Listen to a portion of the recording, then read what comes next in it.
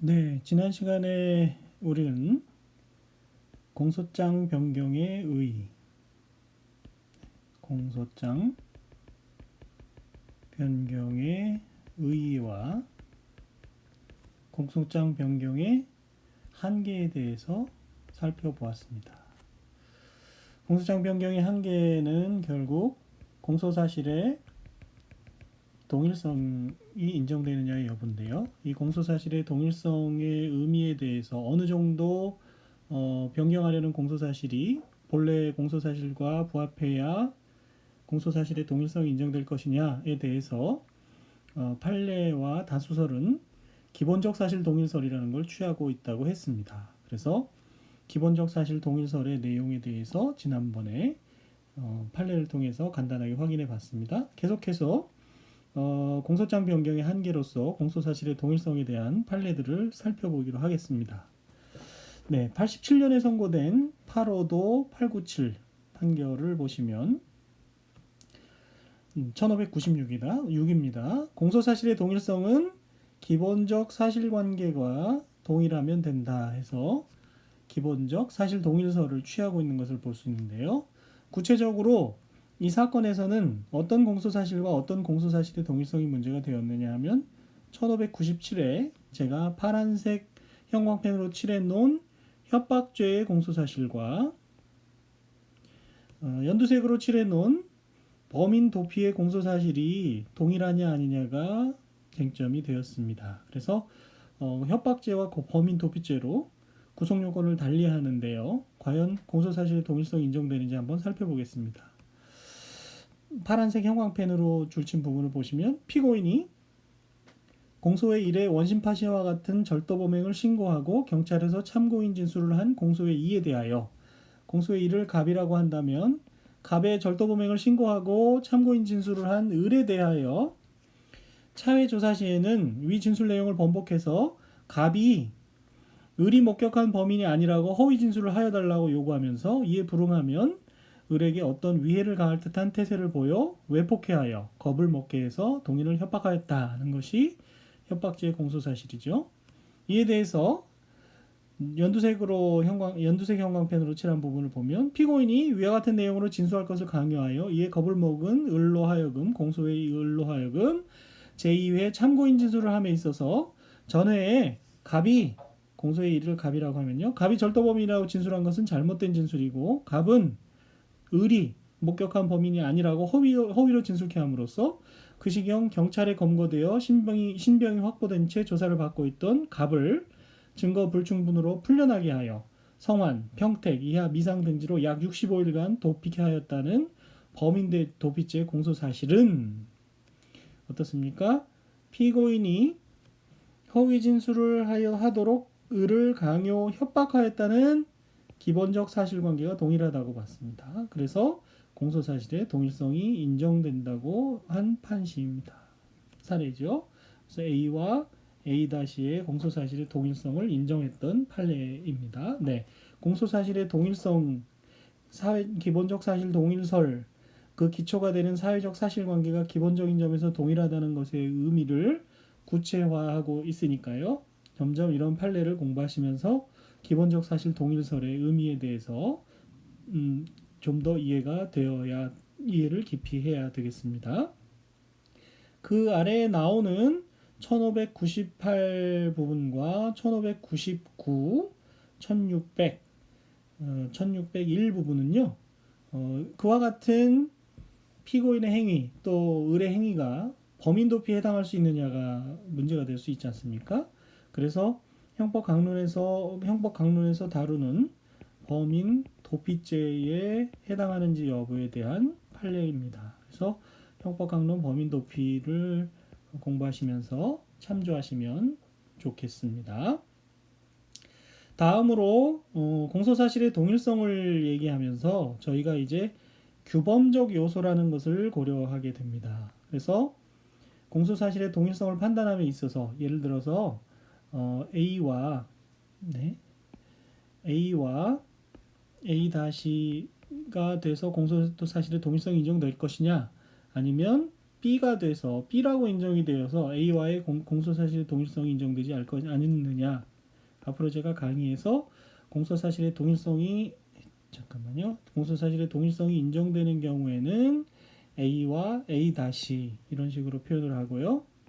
공소사실의 동일성이 인정되지 않는 경우에는 A와 B 이런 식으로 표현을 하겠습니다. 그래서 공소사실의 동일성, 이 A가 A-로서 공소사실의 동일성 인정되느냐, A와 B로서 공소사실의 동일성 인정되지 않느냐, 이거를 판단함에 있어서 기본적 사실 동일서를 취하고 있다는 것이고요. 그런데 사실이 같으냐 다르냐를 판단함에 있어서 규범적 요소도 고려해야 한다라는 표현이 이제 등장을 하게 되고, 그 대표적인 판례가 살펴볼 93도 2080, 93도 2080 전원합의체 판결의 내용입니다.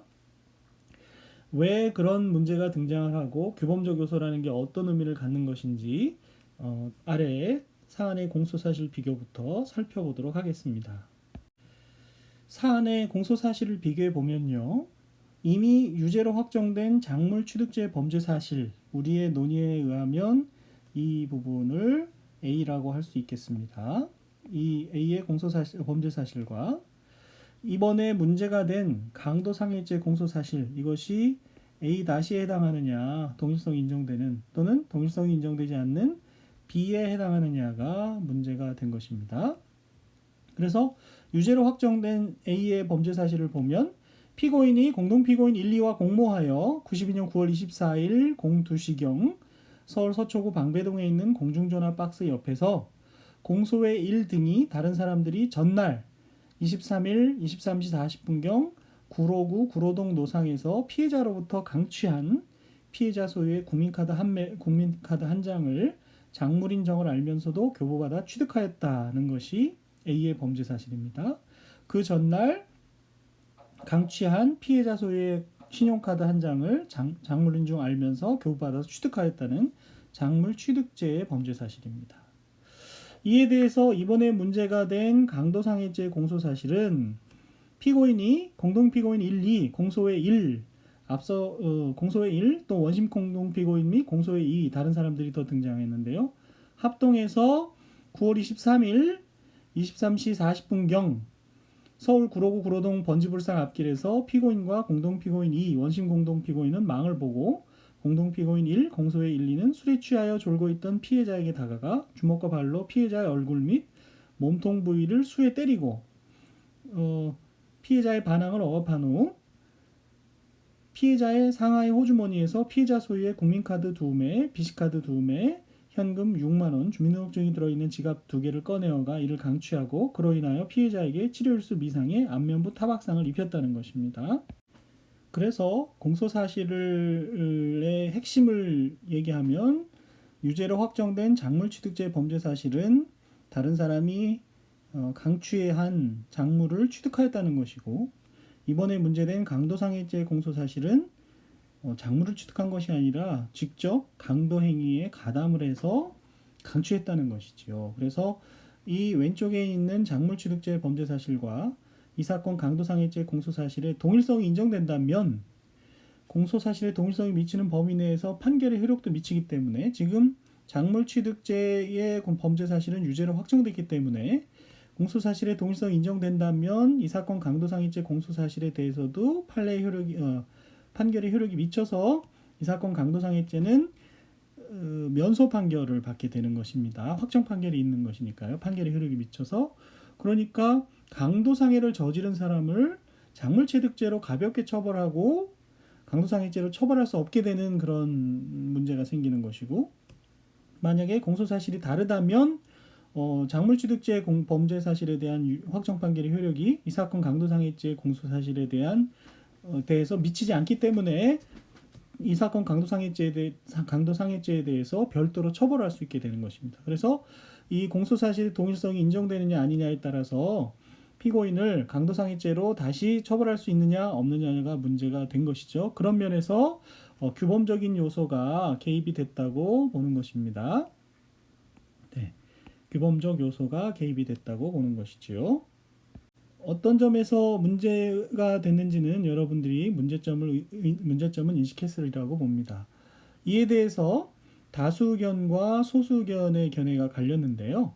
먼저 다수견의 견해를 다수견의 결론은 동일성을 인정하기 어렵다는 겁니다. 그래서 이 사건 강도상해죄 공소사실에 대해서 따로 처벌할 수 있다. 즉, 이 사건 강도상해죄 공소사실이 A와는 다른 B에 해당한다고 보는 것이고요. 반대 의견은 소수 의견이 되겠죠. 이 사건 강도상해죄 공소사실과 앞서 처벌받은 작물취득죄의 공소사실 사이에 동일성이 인정된다고 본 것입니다. 그래서 판결의 효력이 미치기 때문에 이번에 강도상해죄에 대해서 처벌할 수 없다는 결론에 이르게 되겠지요. 그럼 다수 의견의 논거를 한번 살펴보도록 하겠습니다. 강의안 1602에 있는데요. 유죄로 확정된 작물취득죄와 이 사건 강도상해죄는 범행 일시가 근접하고 한 몇 시간 전 차이가 나죠. 작물취득죄의 작물이 이 사건 강도상해죄 목적물 중 일부이기는 하나 범행의 일시, 장소가 서로 다르고 강도상해죄는 피해자를 폭행하여 상해를 입히고 재물을 강취하였다는 것인데 반하여 작물취득죄는 위와 같은 강도상해의 범행이 완료된 이후에 강도상해죄의 범인이 아닌 피고인이 다른 장소에서 그 작물을 교부받았음을 내용으로 하는 것으로서 그 수단, 방법, 상대방 등 범죄 사실의 내용이나 행위가 별개이고 행위의 태양이나 피해 법익도 다르고 죄질에도 현저한 차이가 있어 위 작물취득죄와 이 사건 강도상해죄 사이에는 동일성이 있다고 보기 어렵다는 것입니다. 동일성이 있다고 보기 어렵다. 따라서 피고인이 작물취득죄로 받은 판결이 확정되었다고 하여 강도상해죄 공소사실에 대하여 면소를 선고하여야 한다거나 피고인을 강도상해죄로 처벌하는 것이 일사부재의 원칙에 어긋난다고는 할 수 없다. 네, 동일성을 인정하지 않으면 1603과 같은 결론에 당연히 법리상 이르게 됩니다. 그러면서 공소사실의 동일성에 대한 이야기를 더 하고 있죠. 공소사실이나 범죄사실의 동일성은 형사소송법상의 개념이므로 이것이 형사소송 절차에서 가지는 의의, 소송법적 기능을 고려해야 한다.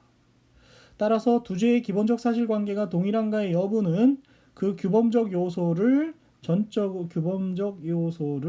전적으로 배제한 채 순수하게 사회적, 전 법률적인 관점에서만 파악할 수는 없고 그 자연적, 사회적 사실관계나 피고인의 행위가 동일한 것인가 외에 그 규범적 요소도 기본적 사실관계 동일성의 실질적 내용의 일부를 이루는 것이라고 보는 것이 상당하다. 그래서 이 규범적 요소도 기본적 사실관계 동일성의 실질적 내용의 일부를 이루는 것이라고 보는 것이 지금 대법원의 다수 의견이라고 볼 수 있겠습니다. 이에 대해서 반대 의견도 상당히 일리가 있는데요. 대법관 6명이 반대 의견을 표명했는데 어떤 논리를 펴고 있는지 한번 보시죠. 1606에 보시면 강도상해죄는 강도죄와 상해죄의 결합범이고 강도죄는 절도죄와 폭행 또는 협박죄의 결합범의 형태를 갖추고 있는 것으로서 실체적으로는 수개의 행위를 법률적 관점에서 하나의 행위로 파악하고 있는데 지나지 않다. 즉 강도상해죄는 강도와 상해, 절도와 폭행, 협박 등이 원래 수개의 행위인데 그것을 법률적 관점에서 하나로 파악하고 있다는 것이죠. 그러므로 강도상해죄가 절도죄의 경우와는 달리 작물죄와의 사이에 피해법익이 다르고 죄질의 현저한 차이가 있다는 것만으로 이 사건 범죄 사실의 동일성을 부인할 이유는 되지 않는다. 절도죄와 작물죄가 동일성을 인정하는 경우에 해당하는데 통상 사실관계 기본적 사실 동일설에 갈 때 강도상해죄라고 해서 앞서 본 것처럼 절도와 폭행 협박, 절도와 폭행 협박, 강도, 상해 등이 절도와 폭행 협박, 상해 등이 결합되어 있을 뿐이지 작물죄와 절도죄의 관계와 크게 다르지 않다는 거죠. 근본적으로. 따라서 1608에 보시면 금품을 강취한 후 그 작물을 분배하는 일련의 범죄 행위는 이를 생활의 한 단면으로 보아야 할 것이다. 하나의 행위로 보아야 할 것이 아니다. 공소사실의 동일성 인정되는 것이 아니냐. 기본적 사실관계가 동일한 거 아니냐. 이런 의미죠. 그래서 1609에 보시면 한편 공소사실의 동일성이 인정되는 한 공소장의 변경을 허용할 수 있어서 기판력이 미치는 범위와 공소장 변경이 허용되는 범위는 일치한다고 보아야 한다. 1609에 관해서는 다수 의견이나 소수 의견이 견해를 달리하는 것은 아닙니다. 그리고 1610에 보면 생활의 한 단면 내의 어느 한 행위, 작물죄에 대하여 재판 절차를 마친 이상 피고인에게는 그 단면 내의 모든 행위에 대해서 소추 재판의 위험이 따랐다고 하여야 할 것이다. 이미 작물취득죄로 처벌받는 과정에서 다른 이 사건 강도상해죄의 처벌의 소추 재판의 위험도 있었다는 것이죠. 그런데 실제로 소추 재판단 행위가 같은 단면 내의 다른 행위, 강도죄와 비교하여 피해법익이 있어서 완전히 겹쳐지지 않는 부분이 있다는 이유만으로 그 다른 행위, 이 사건 강도죄에 대해 다시 논할 수 있다는 것은 방대한 조직과 법률 지식을 갖춘 국가기관이 형사소추를 거듭 행함으로써 무용의 절차를 되풀이하면서 국민에 대해 정신적, 물질적 고통을 주게 하는 것이다. 작물취득죄로 수사, 재판을 하면서 또다시 강도죄에 대해서 또는 강도상해죄에 대해서 수사, 재판을 할 수 있는 것 하게 되면 위험하다는 얘기죠. 그리고 그와 같이 또 수사 재판을 할 수 있으니까 수사기관으로 하여금 1회에 완전히 해결하려 하지 않게 함과 아울러 뭐 필요해서 또 강도상해죄가 밝혀지면 또 처벌하면 되지 뭐 이런 생각을 가질 수 있지 않겠습니까? 이를 악용하게 할 소지마저 있다. 1612에서 말하는 근거는 그런 것이고요. 그리고 1613에서는 또 어떤 걸 얘기하느냐 하면 기본적 사실관계 동일서를 취하는 경우에는 판례가 취하고 있는 그 사실의 기초가 되는 사회적 사실관계가 기본적인 점에서 동일한가의 여부를 구체적 사실에 관하여 개별적으로 판단하여 결정하여야 하는 것으로서 기본적 사실관계의 동일성 여부를 판단함에 있어서는 일체의 법률적 관점을 배제하고 순수하게 자연적 전법률적 관점에서 범죄 사실의 동일성을 판단하고자 하는 것이고 규범적 요소는 고려되지 아니함이 원칙이다. 원래 사실관계가 동일하냐 아니냐를 보려고 하는 것이지 이 규범적 요소는 고려하지 않겠다는 것이 사실관계 동일설의 입장이라는 것이죠. 그래서 그 입장을 엄격하게 유지하는 것이 반대 의견의 견해이고 다수 의견의 견해는 기본적 사실관계 동일설이 그와 같은 것 취지는 맞는데 규범적 요소를 배제하면 이 사건처럼 불합리한 결과가 발생하니까 규범적 요소도 고려하자라는 것이 다수 의견이고 규범적 요소는 그럼에도 불구하고 고려해서는 안 된다는 것이 이중 소추의 위험이라든지 앞서 본 수사기관의 이런 악용의 소지라든지 그런 논거 하에서요. 그럼에도 불구하고 규범적 요소를 고려해서는 안 된다는 것이 반대 의견의 견해였던 것입니다. 그래서 1614에는 제가 일부러 당시에 대법관과 대법원장님의 이름을 다 적어놨습니다. 미국 같은 경우에는 뭐 워렌 대법원장이니 스티븐 대법관의 이름들도 그렇죠.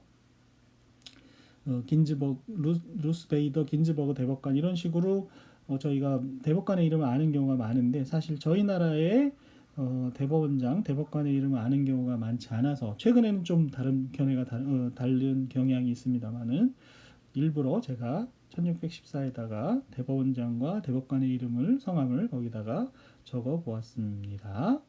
네, 그게 뭐 1614에서 그게 중요한 건 아니고 저희가 법률가들에 대한 관심을 좀 가졌으면 좋겠다 현실적으로 그런 의미에서 제가 그걸 적어 놓은 거고요.